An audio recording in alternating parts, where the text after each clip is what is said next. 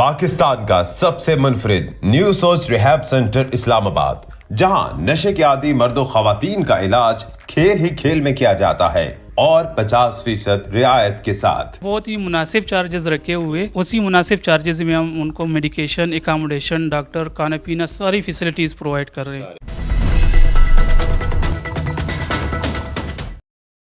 अस्सलाम वालेकुम, आप देख रहे हैं उर्दू पॉइंट। मेरा नाम दानिश हुसैन। मैं आपको लेकर आया हूं न्यू सोच rehab and psychiatric centre Islamabad, जहां खेल ही खेल में नशे के आदी मरीजों का इलाज किया जाता है। यहां पर जिम है, इंडोर आउटडोर स्पोर्ट्स है और साथ साथ इलाज भी खूब किया जाता है। न सिर्फ मर्दों बल्कि खवातीन का भी इलाज किया जाता है और जो भी मरीज यहाँ पर आते हैं उनका नाम सीखा राज में रखा जाता है। ये कितना खुश आता है, क्या क्या फैसिलिटीज़ हैं और इस लग्जरी इन्वायरमेंट में इलाज कैसे होता है, आइए जानते हैं।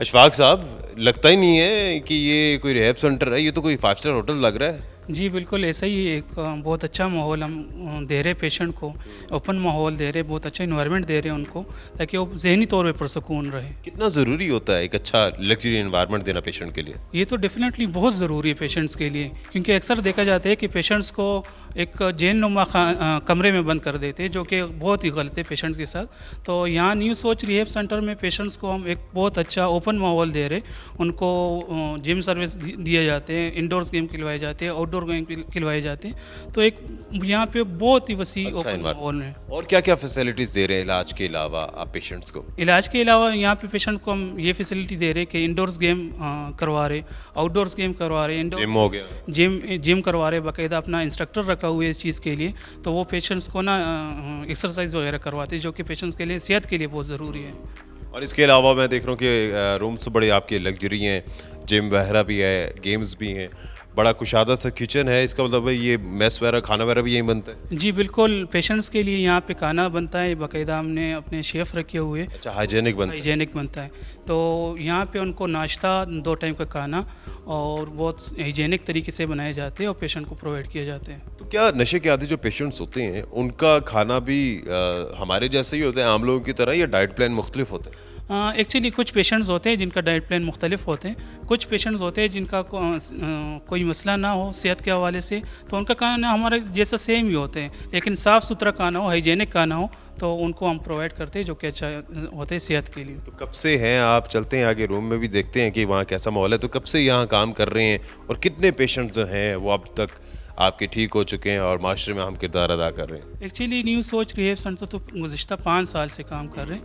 यहाँ पे हमारे पास पाकिस्तान में पाकिस्तान से अलावा बाहर कनाडा, यूके, अमेरिका से भी पेशेंट आते रहते हैं, जो कि ठीक होके वापस चले जाते हैं। उनकी रेफ़र से फिर हमारे पास पेशेंट आते रहते हैं। बैरून मुल्क से भी आते हैं? मुल्क से पेशेंट हमारे ओवरसीज़ पाकिस्तानी हैं। फॉरेनर्स भी आते हैं?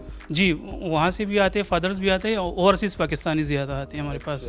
वो ज़्यादा आते हैं और फिर यहाँ से इलाज करते हैं, फिर वापस? जी, यहाँ से कामयाब इलाज करके वापस जाते हैं और उनकी रेफरेंस से फिर हमें और पेशेंट मिलते हैं। सक्सेस रेशो काफ़ी ज़्यादा है? सक्सेस रेशो बिल्कुल 95% हमारा सक्सेस रेशो जा रहे हैं। ये बड़े कुशादा रूम्स हैं, ये मैं देख रहा हूँ कि आपने बड़े खुले खुले रूम्स बनाए हुए हैं, तो चार्जेस भी उसी हिसाब से बहुत ज़्यादा होंगे, पैसे भी तो बहुत लेते होंगे? नहीं, इस तरह है कि हमने बहुत ही मुनासिब चार्जेस रखे हुए और उसी मुनासिब चार्जेस में हम उनको मेडिकेशन, एकामोडेशन, डॉक्टर, खाना पीना सारी फैसिलिटीज़ प्रोवाइड कर रहे हैं। उसमें फिजिशियन भी होगा, साइकेट्रिक भी है, सब ईच एंड एवरीथिंग शामिल होते हैं उसमें।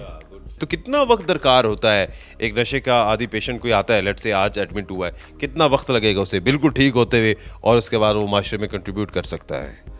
ऐसे है कि नशे के जो मरीज़ होते हैं उनको जो मुकम्मल सेहतयाबी के लिए जो डेज़ चाहिए वो 100 डेज़ हैं।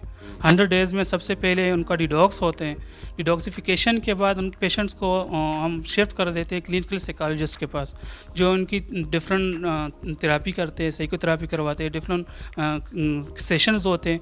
तो फिर उनके बाद आलिम दीन होते हैं, जिनको 5 वक्त की नमाज़ पढ़ाए जाते हैं, दर्स कुरान दिए जाते हैं, स्पिरिचुअल थेरापी होती है।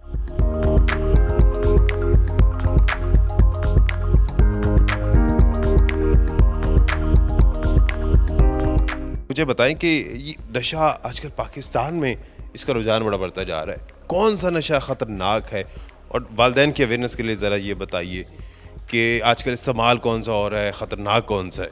एक्चुअली नशे तो सारे ख़तरनाक हैं, जितने भी नशे हैं सारे ख़तरनाक हैं, लेकिन आजकल जो आइस है वो सबसे ज़्यादा ख़तरनाक है। कराची में भी बहुत ज़्यादा हो रहा है ये। मैं किसी के साथ डिस्क्रिमिनेशन नहीं, वैसे ही कराची में बहुत सारे इस तरह से चल रहा है, ये हर जगह। ओवरऑल पाकिस्तान में सबसे इस्लामाबाद ज़्यादा में KPK में, इस्लामाबाद में, कराची में, ओवरऑल पाकिस्तान में आजकल वोट वहाँ ज़्यादा हो रही है। जी रिपोर्ट वहाँ पे ज़्यादा हो रही है, क्योंकि आइस इसलिए ख़तरनाक है क्योंकि जो आजकल एक्सपायर मेडिसिन है इनमें एक केमिकल्स पाए जाते हैं निफिडरीन के नाम से, उनको कलेक्ट करके और लेबॉर्ट्रीज़ में ये तैयार किए जाते हैं, जो कि सेहत के लिए बहुत ही ज़्यादा ख़तरनाक है आजकल।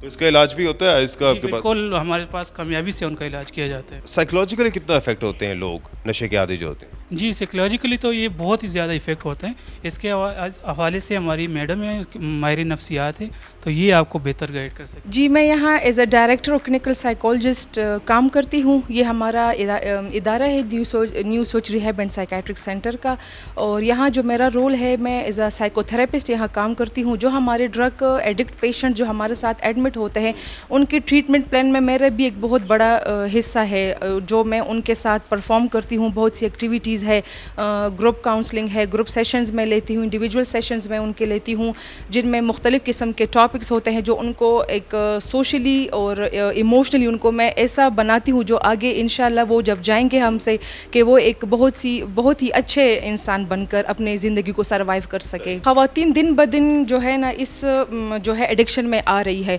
इसमें मुख्तलिफ़ किस्म के एडिक्शन है। अगर हम औरतों की बात करें, ये 30 से 35% रेशो है जो हमारी सोसाइटी में ये फ़ीमेल्स की मौजूद है। इसमें मुख्तलिफ़ किस्म के जो स्टूडेंट्स की अगर हम बात करें, तो वो जो आइस हो गया, हैश हो गया, इसकी तरफ ज़्यादा है। लेकिन हम घरेलू औरतों को देखें तो वो ज़्यादा जो है इंजेक्शंस की एडिक्ट हो चुकी है। यानी कि जो घरेलू औरतें हैं, ख़वातीन हैं, वो भी एडिक्टेड हैं? वो बिल्कुल वो इंजेक्शंस की एडिक्ट हो चुकी है। इसकी वजह क्या है? डिप्रेशन है, कोई और वजह है क्या, या फाइनेंशियल रिसोर्सेज की वजह है क्या? साइकोलॉजिकल रीजंस क्या है? ठीक है जी, हमारी जो सोसाइटी में है वो एक बहुत ही बड़ा स्टिग्मा है कि जो हम साइकोलॉजिकल ट्रीटमेंट है वो हम नहीं करवा सकते, क्योंकि वो सिर्फ पागल ही करते हैं, जो कि बहुत गलत बात है।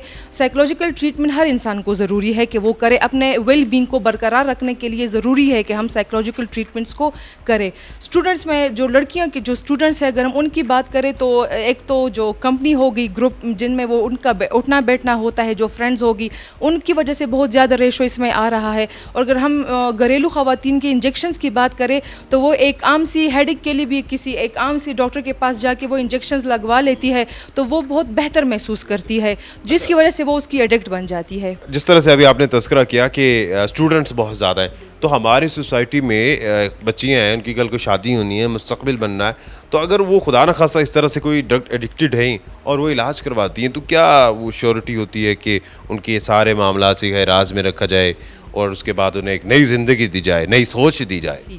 हमारे जी, हम अपने एथिक्स को बहुत अच्छी तरीके से फॉलो करते हैं। कॉन्फिडेंशियल होता है बहुत, ये हमारे इवन कि हम अपनी पेशेंट्स की बात अपने उनकी फैमिलीज़ को भी नहीं बता सकते, क्योंकि जिसकी वजह से वो इस स्टेज तक आ पहुंचती है, तो हम वो बातें उनकी फैमिली को डायरेक्ट नहीं बताते। हम ऐसे तरीके से फैमिली काउंसलिंग करते हैं जिसमें दोनों तरफ से बैलेंस बरकरार रहे और दोनों को एक कंफर्टेबल माहौल मुहैया हो, जिसकी वजह से उनकी ट्रीटमेंट अच्छी तरीके से। फैमिली काउंसलिंग भी होती है? फैमिली काउंसलिंग रेगुलर होती है। आप देखने वाली ख़वातीन को भी अगर इस तरह का कोई साइकोलॉजिकल प्रॉब्लम है, खुदा ना खास्ता, या कोई करीब में कोई नशे के आदी हैं, तो आपसे वो फ्रीली बात कर सकती हैं? वो मुझसे फ्रीली आके मुझसे कांटेक्ट भी कर सकते हैं, मुझसे बात कर सकते हैं अपनी। मैं इवन के आउटडोर पेशेंट्स को भी ट्रीट करती हूँ। आउटडोर पेशेंट के जो बहुत ही एडिक्ट नहीं है, लेकिन छोटे मोटे मसाइल के साथ वो मेरे साथ आ सकते हैं और अपनी थेरेपी को कंटिन्यू कर सकते हैं। जी, 2 सवाल हैं बड़े इंपॉर्टेंट। एक तो पहला ये है कि नशे के आदी लोगों की तो हमने बात की, no offence to the smokers, लेकिन जो तंबाकू नोशी करते हैं,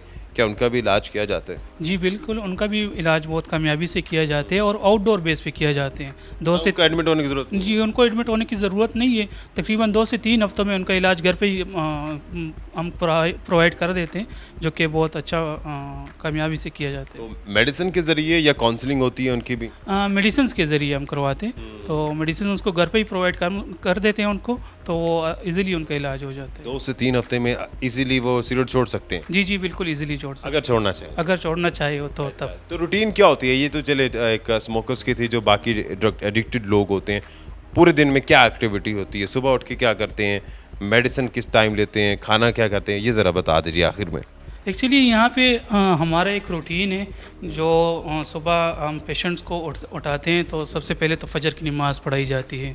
उसके बाद नमाज हो जाए तो पेशेंट को 8 बजे नाश्ता करवाए जाते हैं। नाश्ते के बाद फिर डॉक्टर राउंड होते हैं, बीपी वगैरह पेशेंट का चेक हो जाते हैं, उनको मेडिकेशन दी जाती है। मेडिकेशन के बाद फिर हमारी डिफरेंट एक्टिविटीज़ होती है, साइकाट्रिस्ट साइकोलॉजिस्ट के डिफरेंट सेशंस होते हैं, आलिम दीन की क्लास होती है, दर्स वगैरह करवाए जाते हैं, उनको कुरान शरीफ की तिलावत वगैरह वो करवाई जाती है। तो एक रूटीन सेटअप है जो चल रहा होता है।